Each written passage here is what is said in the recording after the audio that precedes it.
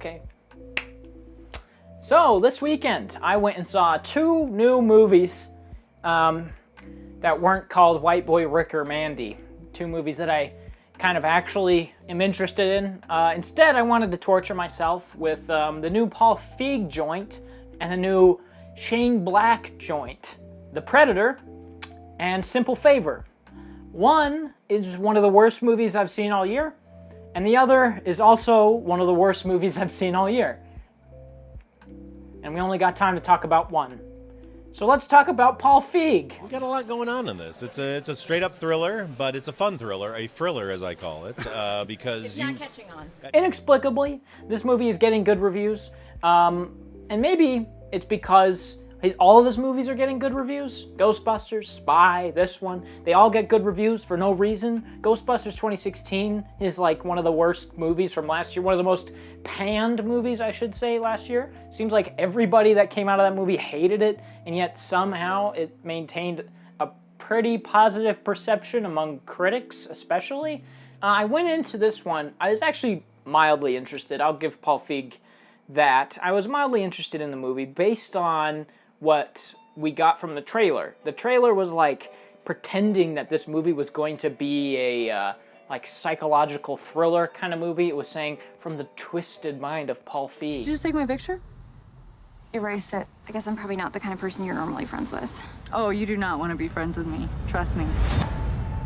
So it was implying that this movie was going to be some kind of seedy, Gone Girl-esque kind of psychological thriller, mystery kind of movie, and then it was going to be really seedy and dark and edgy because it had an R rating, and Paul Feig with an R rating, and it's going to be twisted. Oh. Then I go see this movie, A Simple Favor, and it's a complete disaster of a comedy, just with a worse story than Ghostbusters.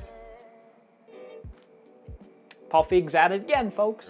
But it's really fun. But it's you get everything you want out of a thriller. There's twists and turns. You don't know what's happening. But I mean, this movie really sucks. I went into it with moderate expectations, so maybe that did influence the way I watched this movie, but I really don't think so. The movie's awful, so before we get into that, let's address some positives. We'll start with the positives of this movie. I actually kind of liked Blake Lively in the movie. I think her performance was pretty good.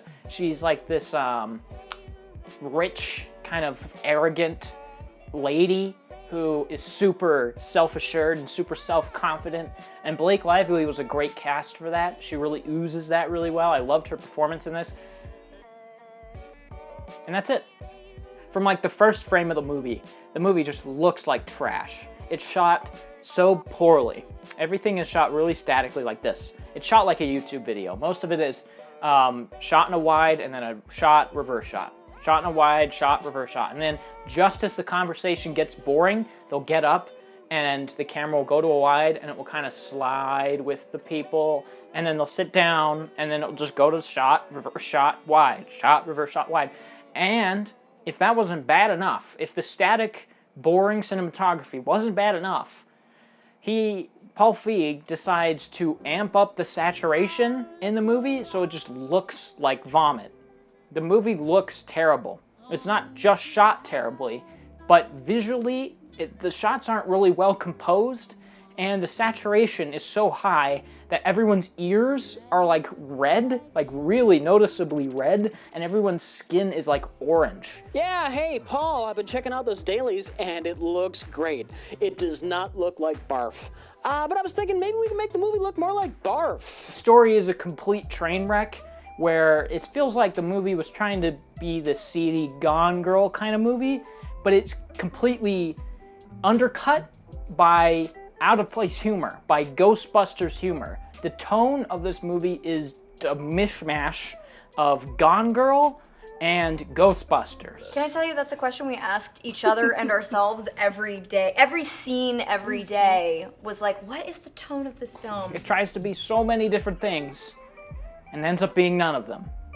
And if that's not bad enough, the story is completely stupid and borderline ridiculous, and the characters all suck. The story here is, like I said, Anna Kendrick, super bubbly personality, single mom, meets and befriends Blake Lively's character, who is a the polar opposite of her, and they become friends, and then she goes missing, and Anna Kendrick tries to find her.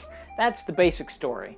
But there are two different movies in this movie. The first half, Anna Kendrick and Blake Lively are becoming friends, and they're kind of getting to know each other. They're telling each other dirty secrets about each other. Their kids are kind of connecting. They're having a good time. And then Emily goes missing. Blake Lively goes missing.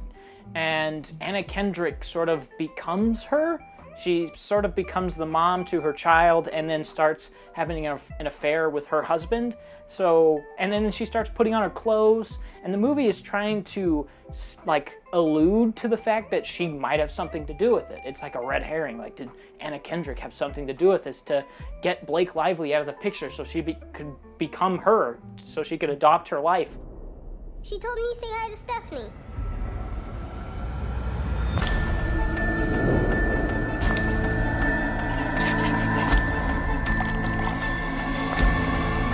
Were you aware that he took out an extra $4 million life insurance policy on Emily? But no, that's not the case at all. And the second half completely shifts focus, and almost everything they established in the first half is thrown out the window. Most of the characters they established in the first half are thrown out the window, and it becomes something completely different in the second half.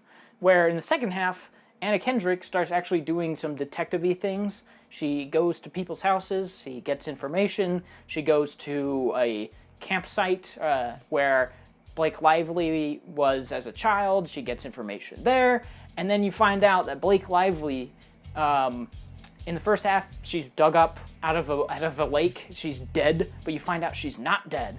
And she's calling Anna Kendrick, and then she goes to meet her husband and threatens him and threatens Anna Kendrick, where Blake Lively is this psychopath that's gonna shoot people and get her way, and she's gonna do anything she can to get her way. But that wasn't really the character that they set up in the first half. And even in a scene where you find out that she has a twin, and she confronts her twin at the camp that they went to as kids, and then she drowns her sibling in the lake, and it turns out that the person they found that was dead was her twin. And in that scene, they play it off like Blake Lively was doing something right, like she went there and her twin was a heroin addict, and she had her life in shambles, and she wanted Blake Lively's money. And Blake Lively's like, I just can't give you my money, I have a good life. And her twin starts blackmailing her, so she has to do what she has to do. So Blake Lively's set up as this character that's like, okay, she's sort of a good person, and she likes her life, she likes her kid, she likes her husband, she wants her life, but she's put in an extraneous situation where she's forced to make tough decisions. And then in the second half, that's not the case. In the third act, she just becomes a psycho, out of nowhere, for no reason. And then you get a weird epilogue where it pretends like it's a true story. You get like the text on screen saying this person did this, and this person went on to do this person's doing this. And it left me going, huh? What? Like, and that's not how a movie should leave you feeling. Like you're completely lost and confused on what it was supposed to mean. I'm at a loss. I really don't know what this movie wants to be.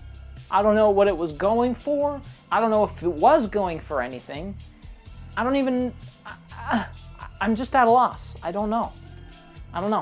It seems like it wants to be like a sexy comedy or a sexy thriller, and it's not anything.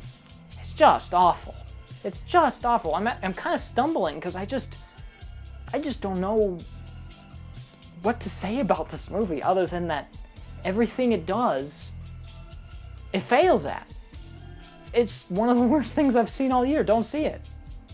Ignore the positive reviews it has because it is unbelievably bad and embarrassing and boring. Probably give it a 2 out of 10. I'm just so confused. I don't know what to think.